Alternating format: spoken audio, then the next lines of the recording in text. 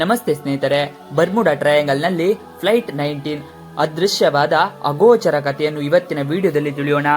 ಅಂದು 1945ರ ಡಿಸೆಂಬರ್ 5ರಂದು ಎರಡನೆಯ ಮಹಾಯುದ್ಧ ಕೊನೆಗೊಂಡ ಕೆಲವೇ ತಿಂಗಳುಗಳ ನಂತರ ಫ್ಲೋರಿಡಾದ ಪೋರ್ಟ್ ಲಾಡರ್ಡೆಲ್ ನೌಕಾ ವಾಯುನೆಲೆಯಲ್ಲಿ ಮಧ್ಯಾಹ್ನದ ಮೃದುವಾದ ಸೂರ್ಯನ ಕಿರಣಗಳು ರನ್ವೇ ಮೇಲೆ ಹರಡಿಕೊಂಡಿದ್ದವು. ಆ ದಿನ 5 ಅವೆಂಜರ್ ಟಾರ್ಪಿಯೋ ಬಾಂಬರ್ ವಿಮಾನಗಳು ಸಾಧಾರಣ ತರಬೇತಿ ಹಾರಾಟಕ್ಕೆ ಸಿದ್ಧವಾಗಿದ್ದವು. ಅವುಗಳನ್ನು ಫ್ಲೈಟ್ 19 ಎಂದು ಕರೆಯಲಾಗುತ್ತಿತ್ತು.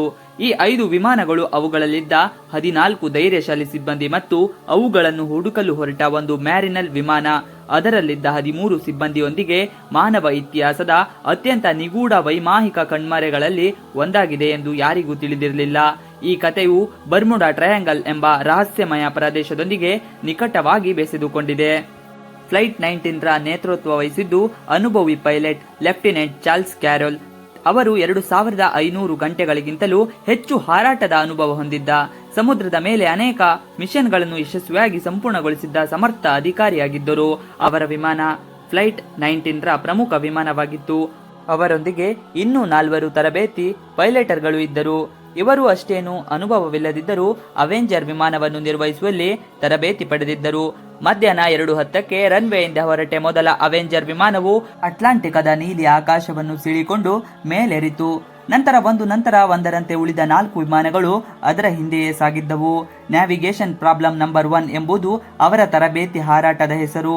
ಪೋರ್ಟ್ ಲಾಡರ್ಡೇಲ್ನಿಂದ ಪ್ರಾರಂಭಿಸಿ ಬಹುಮಾಸ್ನ ಪೂರ್ವಕ್ಕೆ ಹಾರಿ ನಂತರ ಬರ್ಮುಡಾ ಬಳಿಯ ಗ್ರ್ಯಾಂಡ್ ಬಹುಮಾ ದ್ವೀಪದ ಪೂರ್ವಕ್ಕೆ ಹೋಗಿ ಕೊನೆಯದಾಗಿ ಪೋರ್ಟ್ ಲಾಡರ್ಗೆ ಹಿಂತಿರುಗುವುದು ಅವರ ಹಾರಾಟದ ಮಾರ್ಗವಾಗಿತ್ತು.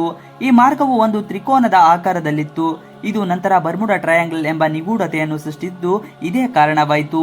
ಆ ದಿನ ಹವಾಮಾನವು ಶುಭ್ರವಾಗಿತ್ತು, ಆಕಾಶ ನೀಲಿ ಬಣ್ಣದಿಂದ ಕೂಡಿತ್ತು ಮತ್ತು ಸಮುದ್ರವು ಶಾಂತವಾಗಿತ್ತು. ಎಲ್ಲವೂ ಯೋಜನೆಯ ಪ್ರಕಾರ ಸಾಗುತ್ತಿತ್ತು. ಹಾರಾಟ ಪ್ರಾರಂಭವಾಗಿ ಸುಮಾರು 1 ಗಂಟೆ 25 ನಿಮಿಷಗಳ ನಂತರ, ಅಂದರೆ ಮಧ್ಯಾಹ್ನ 3:45ರ ಸುಮಾರಿಗೆ ಪೋರ್ಟ್ ಲಾಡರ್ಡೆಲ್ ನಿಯಂತ್ರಣ ಕೊಠಡಿಗೆ ಲೆಫ್ಟಿನೆಂಟ್ ಟೇಲರ್ ಅವರಿಂದ ಆಘಾತಕಾರಿ ಸಂದೇಶವೊಂದು ಬಂತು. ಅವರ ಧ್ವನಿಯಲ್ಲಿ ಆತಂಕ ಸ್ಪಷ್ಟವಾಗಿ ಕೇಳಿಬರುತ್ತಿತ್ತು. ನನ್ನ ದಿಕ್ಸೂಚಿಗಳು ಕೆಲಸ ಮಾಡುತ್ತಿಲ್ಲ. ನಾನು ಎಲ್ಲಿ ಇದ್ದೇನೆಂದು ನನಗೆ ತಿಳಿಯುತ್ತಿಲ್ಲ. ನಾನು ಸಮುದ್ರದ ಮೇಲೆ ಕಳೆದು ಹೋಗಿದ್ದೇನೆ ಎಂದು ಭಾವಿಸುತ್ತೇನೆ. ನಿಯಂತ್ರಣ ಕೊಠಡಿಯ ಆಶ್ಚರ್ಯಗೊಂಡಿತು. ಟೇಲರ್ ಒಬ್ಬ ಅನುಭವಿ ಪೈಲಟ್ ಆಗಿದ್ದವರು. ಅವರಿಗೆ ದಿಕ್ಸೂಚಿ ಇಲ್ಲದೆ ದಿಕ್ಕು ತಪ್ಪಲು ಹೇಗೆ ಸಾಧ್ಯ? ನಿಮ್ಮ ಸ್ಥಾನವನ್ನು ಖಚಿತಪಡಿಸಲು ಪ್ರಯತ್ನಿಸಿ ಟೇಲರ್. ನಿಮ್ಮ ನಿಯಂತ್ರಣ ಪ್ರಸ್ತುತ ನಿರ್ದೇಶನವೇನು ಎಂದು ನಿಯಂತ್ರಣ ಕೊಠಡಿಗೆ ಕೇಳಿತು. ನನಗೆ ಯಾವ ನಿರ್ದೇಶನದಲ್ಲಿ ಹೋಗಬೇಕೆಂದು ತಿಳಿದಿಲ್ಲ. ನನಗೆ ನನ್ನ ದಿಕ್ಸೂಚಿಗಳು ಸಿಗುತ್ತಿಲ್ಲ. ನಾನು ಸಮುದ್ರದ ಮೇಲೆ ಸಂಪೂರ್ಣವಾಗಿ ಕಳೆದು ಹೋಗಿದ್ದೇನೆ ಎಂದು ಟೇಲರ್ ಪುನರಾವರ್ತಿಸುತ್ತಿದ್ದರು. ನಂತರ ಅವರು ಇದೆಲ್ಲವೂ ವಿಚಿತ್ರವಾಗಿ ಕಾಣುತ್ತಿದೆ, ಸಮುದ್ರವು ವಿಚಿತ್ರವಾಗಿ ಕಾಣುತ್ತಿದೆ ಎಂದು ಸೇರಿಸಿದರು.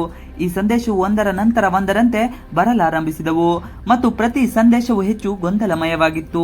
ಟೇಲರ್ ಒಮ್ಮೆ ನಾವು ಪಶ್ಚಿಮಕ್ಕೆ ಹಾರಬೇಕು ಎಂದು ತಮ್ಮ ತಂಡಕ್ಕೆ ಸೂಚಿಸಿದರು. ಈ ಅಸಮಂಜಸ ನಿರ್ಧಾರಗಳು ಟೇಲರ್ ಸಂಪೂರ್ಣವಾಗಿ ದಿಕ್ಕನ್ನು ಕಳೆದುಕೊಂಡಿರುವುದನ್ನು ಸ್ಪಷ್ಟವಾಗಿ ತೋರಿಸುತ್ತಿದ್ದವು. ಇದು ಕೇವಲ ಟೇಲರ್ ವಿಮಾನದ ಸಮಸ್ಯೆಯಾಗಿರಲಿಲ್ಲ. ಫ್ಲೈಟ್ 19ರಲ್ಲಿದ್ದ ಇತರ ಪೈಲಟ್ಗಳೆಲ್ಲರೂ ಸಹ ತಮ್ಮ ದಿಕ್ಸೂಚಿಯನ್ನು ಸರಿಯಾಗಿ ಕೆಲಸ ಮಾಡುತ್ತಿಲ್ಲ ಎಂದು ವರದಿ ಮಾಡಿದರು. 5 ವಿಮಾನಗಳು ದಿಕ್ಸೂಚಿಯಲ್ಲಿ ಏಕಕಾಲಕ್ಕೆ ಕೆಟ್ಟು ಹೋಗುವುದು ಸಾಮಾನ್ಯ ತಾಂತ್ರಿಕ ದೋಷವಾಗಿರಲು ಅಸಾಧ್ಯವೆಂದು ಹಲವರು ಭಾವಿಸಿದರು. ಈ ಪ್ರದೇಶದಲ್ಲಿನ ಕಾಂತೀಯ ಅಸಂಗತಗಳೇನು ಇದಕ್ಕೆ ಕಾರಣವಾಗಿರಬಹುದು ಎಂದು ಕೆಲವು ಸಿದ್ಧಾಂತಗಳು ಹುಟ್ಟಿಕೊಂಡವು, ಆದರೆ ಇದಕ್ಕೆ ಯಾವುದೇ ವೈಜ್ಞಾನಿಕ ಪುರಾವೆ ಇಂದಿಗೂ ಸಿಕ್ಕಿಲ್ಲ. ನಿಯಂತ್ರಣ ಕೊಠಡಿಯು ಫ್ಲೈಟ್ 19ರೊಂದಿಗೆ ಸಂಪರ್ಕದಲ್ಲಿರಲು ನಿರಂತರವಾಗಿ ಪ್ರಯತ್ನಿಸುತ್ತಿತ್ತು. ರೇಡಿಯೋ ಬೀಕನ್ಗಳನ್ನು ಆನ್ ಮಾಡಲಾಯಿತು, ಆದರೆ ಟೇಲರ್ ತಮ್ಮ ರೇಡಿಯೋದಲ್ಲಿ ವಿಚಿತ್ರವಾಗಿ ಅಡಚಣೆಗಳನ್ನು ಕೇಳುತ್ತಿದ್ದಾರೆ ಎಂದು ವರದಿ ಮಾಡಿದರು. ಸುತ್ತಮುತ್ತಲಿನ ಹಡಗುಗಳು ಮತ್ತು ವಿಮಾನಗಳು ಸಹ ಫ್ಲೈಟ್ 19ರ ಅಸ್ಪಷ್ಟ ಸಂದೇಶಗಳನ್ನು ಸ್ವೀಕರಿಸುತ್ತಿದ್ದವು. ಅವರ ಮಾತುಗಳಲ್ಲಿ ಆತಂಕ ಮತ್ತು ಗೊಂದಲ ಸೃಷ್ಟಿಯಾಗಿ ಕೇಳಿಬರುತ್ತಿತ್ತು. ಅವರು ತಮ್ಮೊಳಗೆ ಮಾತನಾಡಿಕೊಳ್ಳುತ್ತಿರುವಂತೆ ತೋರುತ್ತಿತ್ತು, ಆದರೆ ಅವರ ಸಂಭಾಷಣೆಗಳು ದಿಕ್ಕು ದೆಸೆ ಇಲ್ಲದೆ ಸಾಗುತ್ತಿದ್ದವು. ಸಂಜೆ 6:04ರ ಸುಮಾರಿಗೆ ಫ್ಲೈಟ್ 19ರಿಂದ ಕೊನೆಯ ಅಸ್ಪಷ್ಟ ಸಂದೇಶವೊಂದು ನಿಯಂತ್ರಣ ಕೊಠಡಿಗೆ ತಲುಪಿತ್ತು. ಲೆಫ್ಟಿನೆಂಟ್ ಟೇಲರ್ ಅವರ ಧ್ವನಿ ದುರ್ಬಲವಾಗಿತ್ತು. ನಾನು ಬಿಳಿ ನೀರಿಗೆ ಹೋಗುತ್ತಿದ್ದೇನೆ. ನಾನು ಸಂಪೂರ್ಣವಾಗಿ ಕಳೆದು ಹೋಗುತ್ತಿದ್ದೇನೆ. ಆ ಮಾತಿನ ನಂತರ ಸಂಪರ್ಕ ಸಂಪೂರ್ಣವಾಗಿ ಕಳೆದುಕೊಂಡಿತ್ತು. ಗಾಳಿಯಲ್ಲಿ ಒಂದು ತೀವ್ರವಾದ ಮೌನ ಆವರಿಸಿತು. ಈ ಸಂದೇಶದ ನಂತರ ಫ್ಲೈಟ್ 19ರಿಂದ ಯಾವುದೇ ಮತ್ತಷ್ಟು ಸಂಕೇತಗಳು ಸ್ವೀಕರಿಸಲಿಲ್ಲ. ಅವರ ವಿಮಾನಗಳು ಅಟ್ಲಾಂಟಿಕದ ವಿಶಾಲವಾದ ಮೌನವಾದ ಅಂಗಳದಲ್ಲಿ ಇಂಧನ ಖಾಲಿಯಾಗಿ ಅಪ್ಪಳಿಸಿರಬಹುದು ಎಂಬ ತಕ್ಷಣವೇ ಅಂದಾಜಿಸಲಾಯಿತು. ಆದರೆ ಈ ಘಟನೆಯು ಕೇವಲ ಪ್ರಾರಂಭವಾಗಿತ್ತು. ಫ್ಲೈಟ್ 19ರ ಸಂಪರ್ಕ ಕಳೆದುಕೊಂಡ ತಕ್ಷಣ ಅಮೆರಿಕ ನೌಕಾಪಡೆಯು ಬೃಹತ್ ಹುಡುಕಾಟ ಮತ್ತು ರಕ್ಷಣಾ ಕಾರ್ಯಾಚರಣೆಯನ್ನು ಆರಂಭಿಸಿತು. ಸಂಜೆ 7:27ಕ್ಕೆ 2 PBM ಮ್ಯಾರಿಸ್ನ ವಿಮಾನಗಳು ಫ್ಲೈಟ್ 19 ಹುಡುಕಲು ಪೋರ್ಟ್ ಲಾಡರ್ನಿಂದ ಹೊರಟವು. ಈ ವಿಮಾನವು ದೀರ್ಘ ಹಾರಾಟ ಮತ್ತು ರಕ್ಷಣಾ ಕಾರ್ಯಾಚರಣೆಗಳಿಂದ ವಿನ್ಯಾಸಗೊಳಿಸಲಾಗಿದ್ದವು. ಆದರೆ ಹೋರಾಟ 2 ಮ್ಯಾರಿನಲ್ ವಿಮಾನಗಳಲ್ಲಿ ಒಂದು ಟ್ರಿಪಲ್ ಎಂಬ ಹೆಸರಿನ ವಿಮಾನ ಕೇವಲ 20 ನಿಮಿಷದ ಹಾರಾಟದ ನಂತರ ಕಣ್ಮರೆಯಾಯಿತು. ಈ ವಿಮಾನದಲ್ಲಿ 13 ಮಂದಿ ಸಿಬ್ಬಂದಿ ಇದ್ದರು. ಟ್ರಿಪಲ್ ಕಣ್ಮರೆಯಾದ ಕೆಲವೇ ಕ್ಷಣಗಳಲ್ಲಿ ಸಮೀಪದ USS ಸಿಸಿಯಾನಪ್ಸ್ ಎಂಬ ಟ್ಯಾಂಕರ್ ಹಡಗಿನ ಸಿಬ್ಬಂದಿ ಆಕಾಶದಲ್ಲಿ ದೊಡ್ಡ ಸ್ಫೋಟವನ್ನು ವರದಿ ಮಾಡಿದರು. ಬೃಹತ್ ಸ್ಫೋಟ ಮತ್ತು ದೊಡ್ಡ ಬೆಂಕಿ ಚೆಂಡುವನ್ನು ಅವರು ಸ್ಪಷ್ಟವಾಗಿ ನೋಡಿದರು ಎಂದು ತಿಳಿಸಿದರು. ಈ ಸ್ಫೋಟವು ಮ್ಯಾರಿನರ್ ವಿಮಾನಕ್ಕೆ ಸಂಬಂಧಿಸಿದೆ ಎಂದು ತೀರ್ಮಾನಿಸಲಾಯಿತು. ಮ್ಯಾರಿನರ್ ವಿಮಾನವು ತಮ್ಮ ಇಂಧನ ಟ್ಯಾಂಕ್ನಿಂದ ಅನಿಲ ಸೋರಿಕೆ ಮತ್ತು ಸ್ಪಾರ್ಕ್ನಿಂದ ಸ್ಫೋಟಗೊಳ್ಳುವ ಸಾಧ್ಯತೆ ಇದ್ದುದರಿಂದ ಅವುಗಳನ್ನು ಫ್ಲೈಯಿಂಗ್ ಗ್ಯಾಸ್ ಟ್ಯಾಂಕ್ಸ್ ಎಂದು ಕರೆಯಲಾಗುತ್ತಿತ್ತು. ಇದು ಮ್ಯಾರಿನಲ್ ವಿಮಾನದ ಕಣ್ಮರೆಗೆ ಒಂದು ತಾರ್ಕಿಕ ವಿವರಣೆಯನ್ನು ಒದಗಿಸಿತು. ಆದರೆ ಫ್ಲೈಟ್ 19ರ ನಿಗೂಢತೆ ಹಾಗೆಯೇ ಉಳಿದಿತ್ತು. ಫ್ಲೈಟ್ 19 ಮತ್ತು ಕಣ್ಮರೆಯಾದ ಮ್ಯಾರಿನಲ್ ವಿಮಾನಗಳನ್ನು ಹುಡುಕಲು ಅಮೆರಿಕ ನೌಕಾಪಡೆ, ಕೋಸ್ಟ್ ಗಾರ್ಡ್ ಮತ್ತು ಇತರ ಸಂಸ್ಥೆಗಳನ್ನು ಸೇರಿ ದೈತ್ಯ ಹುಡುಕಾಟದ ಕಾರ್ಯಾಚರಣೆಗಳನ್ನು ಕೈಗೊಂಡಿದ್ದವು. ಮುಂದಿನ ಕೆಲವು ದಿನಗಳವರೆಗೆ ನೂರಾರು ವಿಮಾನಗಳು ಆಕಾಶದಲ್ಲಿ ಹಾರಾಡಿದವು ಮತ್ತು ಹಡಗುಗಳು ಸಮುದ್ರದಲ್ಲಿ ಜಾಲಾಡಿದವು. ಲಕ್ಷಾಂತರ ಚದರ ಮೈಲಿಗಳ ಪ್ರದೇಶವನ್ನು ಕೂಲಂಕುಷವಾಗಿ ಸ್ಕ್ಯಾನ್ ಮಾಡಲಾಯಿತು. ಆದರೆ ನಿರಂತರ ಪ್ರಯತ್ನಗಳ ಹೊರತಾಗಿಯೂ ಯಾವುದೇ ವಿಮಾನದ ಅವಶೇಷಗಳು, ತೈಲ ಸೋರಿಕೆ ಅಥವಾ ಕಣ್ಮರೆಯಾದ ಸಿಬ್ಬಂದಿಯ ದೇಹಗಳು ಕಂಡು ಬಂದಿರಲಿಲ್ಲ. ಯಾವುದೇ ಕುರುಹು ಇಲ್ಲದೆ 5 ವಿಮಾನಗಳು ಮತ್ತು 27 ಮಂದಿ ಸಿಬ್ಬಂದಿ ಅಕ್ಷರಶಃ ಗಾಳಿಯಲ್ಲಿ ಕರಗಿ ಹೋಗಿದ್ದರು. ಈ ಕಣ್ಮರೆವು ಸಾಗರ ಇತಿಹಾಸದಲ್ಲಿ ಅತಿದೊಡ್ಡ ವೈಮಾನಿಕ ರಹಸ್ಯವಾಗಿ ಒಂದಾಗಿ ಉಳಿದಿತ್ತು. ಘಟನೆಯ ನಂತರ ಅಮೆರಿಕ ನೌಕಾಪಡೆಯು ತಕ್ಷಣವೇ ಅಧಿಕೃತ ತನಿಖೆಯನ್ನು ಪ್ರಾರಂಭಿಸಿತು. ತನಿಖಾ ಮಂಡಳಿಯು ಫ್ಲೈಟ್ 19ರ ಪೈಲಟ್ಗಳು ಮತ್ತು ನಿಯಂತ್ರಣ ಕೊಠಡಿ ನಡುವಿನ ಎಲ್ಲಾ ರೇಡಿಯೋ ಸಂಭಾಷಣೆಗಳನ್ನು, ಹವಾಮಾನ ವರದಿಗಳನ್ನು, ವಿಮಾನಗಳ ತಾಂತ್ರಿಕ ವಿವರಗಳನ್ನು ಮತ್ತು ಪೈಲಟ್ಗಳ ಅನುಭವವನ್ನು ಕೂಲಂಕುಷವಾಗಿ ವಿಶ್ಲೇಷಿಸಿತು. ಆರಂಭಿಕ ತನಿಖಾ ವರದಿಯು ಲೆಫ್ಟಿನೆಂಟ್ ಟೇಲರ್ ಅವರ ನ್ಯಾವಿಗೇಷನ್ ದೋಷಗಳು ಕಣ್ಮರೆಗೆ ಪ್ರಾಥಮಿಕ ಕಾರಣವೆಂದು ಆರೋಪಿಸಿದವು. ಅವರು ದ್ವೀಪವೊಂದರ ಬಗ್ಗೆ ಗೊಂದಲಕ್ಕೊಳಗಾಗಿ ತಮ್ಮ ವಿಮಾನಗಳನ್ನು ಅಟ್ಲಾಂಟಿಕ್ನೊಳಗೆ ತಪ್ಪಾದ ದಿಕ್ಕಿನಲ್ಲಿ ಕರೆದೊಯ್ದು ಇಂಧನ ಖಾಲಿಯಾಗಿ ಸಮುದ್ರಕ್ಕೆ ಅಪ್ಪಳಿಸಿತು ಎಂದು ಕಾರಣವೊಂದು ವರದಿ ಎಂದು ಹೇಳಿತು. ಆದರೆ ಈ ವರದಿಯು ಟೇಲರ್ ಅವರ ಕುಟುಂಬ ಮತ್ತು ಸ್ನೇಹಿತರಿಗೆ ತೀವ್ರ ವಿರೋಧವನ್ನು ಎದುರಿಸಿತು. ಟೇಲರ್ ಒಬ್ಬ ಅನುಭವಿ ಪೈಲಟ್ ಆಗಿದ್ದು ಅವರು ಇಂತಹ ಮೂಲಭೂತ ದೋಷಗಳನ್ನು ಮಾಡಲಾರರು ಎಂದು ಅವರು ವಾದಿಸಿದರು ಮತ್ತು ಅವರ ಒತ್ತಡ ನಂತರ ನೌಕಾಪಡೆಯ ವರದಿಯನ್ನು ಪುನರ್ ವಿಮರ್ಶಿಸಿತು. ಹೊಸ ವರದಿಯು ಯಾವುದೇ ದೋಷವಿಲ್ಲವೆಂಬ ತೀರ್ಮಾನ ಬಂತು. ಅಂದರೆ ಯಾವುದೇ ನಿರ್ದಿಷ್ಟ ವ್ಯಕ್ತಿಯ ಮೇಲೆ ದೋಷಾರೋಪಣೆ ಮಾಡಂಗಿಲ್ಲ, ಬದಲಾಗಿ ಅಜ್ಞಾತ ಕಾರಣಗಳು ಘಟನೆಗೆ ಕಾರಣವಾಗಿರಬಹುದು ಎಂದು ಸೂಚಿಸಿತು. ಈ ಬದಲಾವಣೆಯ ಘಟನೆಯ ಸುತ್ತಲಿನ ನಿಗೂಢತೆಯನ್ನು ಮತ್ತಷ್ಟು ಗಟ್ಟಿಗೊಳಿಸುತ್ತಿತ್ತು. ಫ್ಲೈಟ್ 19ರ ಘಟನೆಯ ಬರ್ಮುಡಾ ಟ್ರಯಾಂಗಲ್ ಎಂಬ ಕಲ್ಪನೆಯ ಜಗತ್ತಿಗೆ ಪರಿಚಯಿಸಿತು.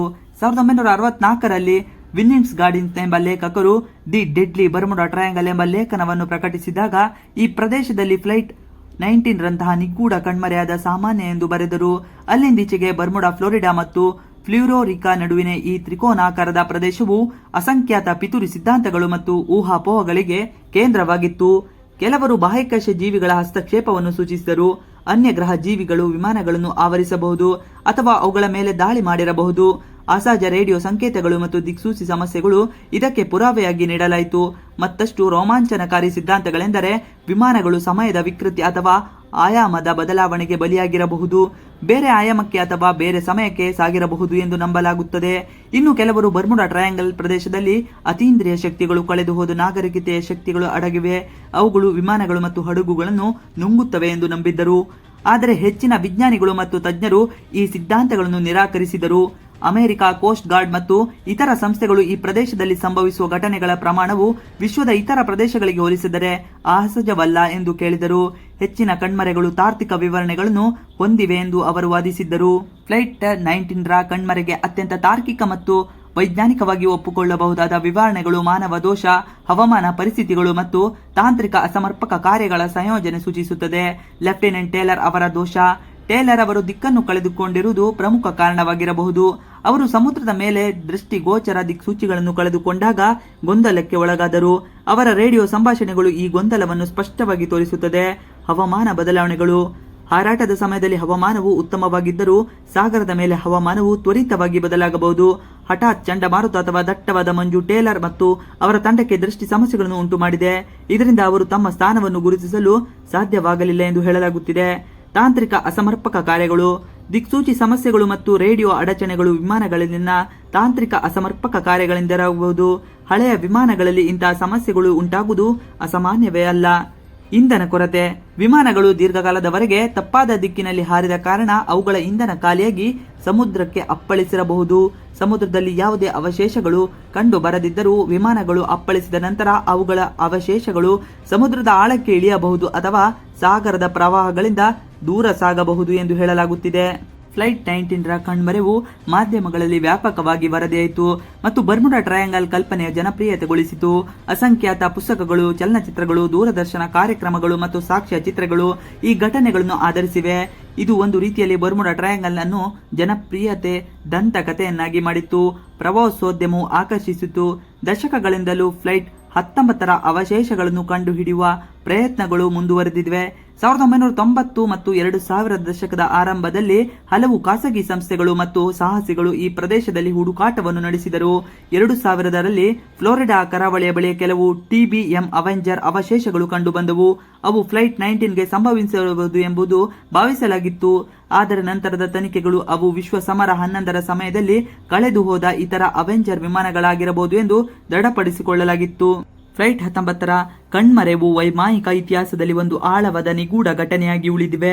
ಇದರ ಕಣ್ಮರೆಗೆ ಹಲವು ಸಿದ್ಧಾಂತಗಳು ಮತ್ತು ಊಹಾಪೋಹಗಳು ಇದ್ದರೂ ಅತ್ಯಂತ ತಾರ್ಕಿಕ ವಿಷಯಗಳು ಮಾನವ ದೋಷ, ಹವಾಮಾನ ಪರಿಸ್ಥಿತಿ ಮತ್ತು ತಾಂತ್ರಿಕ ಅಸಮರ್ಪಕ ಕಾರ್ಯಗಳ ಸಂಯೋಜನೆಯಾಗಿದೆ. ಈ ಘಟನೆಯು ಬರ್ಮುಡಾ ಟ್ರಯಾಂಗಲ್ ಎಂಬ ಕಲ್ಪನೆಯನ್ನು ಜನಪ್ರಿಯಗೊಳಿಸಿತು ಮತ್ತು ಪ್ರಪಂಚದಾದ್ಯಂತ ಜನರನ್ನು ಆಕರ್ಷಿಸಿತು. ಫ್ಲೈಟ್ 19 ಮತ್ತು ಇದರಲ್ಲಿದ್ದ 27 ಮಂದಿ ಸಿಬ್ಬಂದಿಯು ಕಣ್ಮರೆಯು ಇಂದಿಗೂ ಒಂದು ದುರಂತ ಘಟನೆಯಾಗಿದೆ. ಅವರ ನೆನಪು ಇಂದಿಗೂ ಅನೇಕರ ಮನಸ್ಸಿನಲ್ಲಿ ಅಚ್ಚಳಿಯದೆ ಉಳಿದಿದೆ. ಈ ಘಟನೆಯು ಸಮುದ್ರದ ಅಪಾರತೆ ಮತ್ತು ಅದರ ನಿಗೂಢ ಶಕ್ತಿಗಳ ಬಗ್ಗೆ ಮಾನವ ಕುಲದ ಕುತೂಹಲವನ್ನು ಹೆಚ್ಚಿಸಿದೆ. ಭವಿಷ್ಯದಲ್ಲಿ ಹೊಸ ತಂತ್ರಜ್ಞಾನಗಳು ಅಥವಾ ಸಂಶೋಧನೆಗಳು ಈ ನಿಗೂಢ ಘಟನೆಯ ಹಿಂದಿನ ಸತ್ಯವನ್ನು ಬಯಲು ಮಾಡಬಹುದು.